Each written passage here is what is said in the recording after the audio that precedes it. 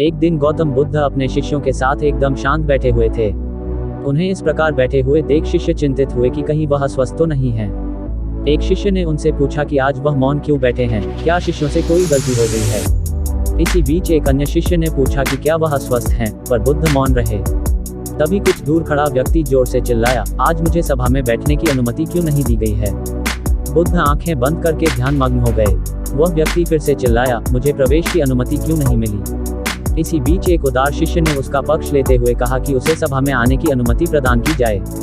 बुद्ध ने आंखें खोली और बोले, नहीं, वह अछूत है, उसे आज्ञा नहीं दी जा सकती। ये सुनकर शिष्यों को बड़ा आश्चर्य हुआ।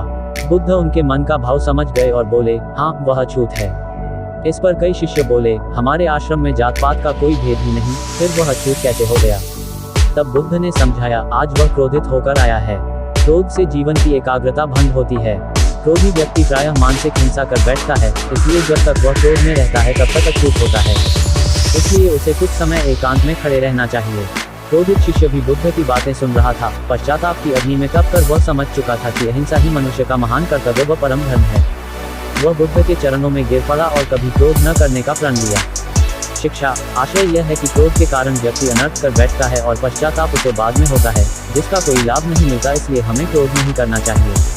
असल मायने में क्रोधित व्यक्ति अछूत हो जाता है और उसे अकेला छोड़ देना चाहिए। क्रोध करने से तन, मन और धन तीनों की हानि होती है। क्रोध से ज्यादा हानिकारक कोई और वस्तु नहीं है।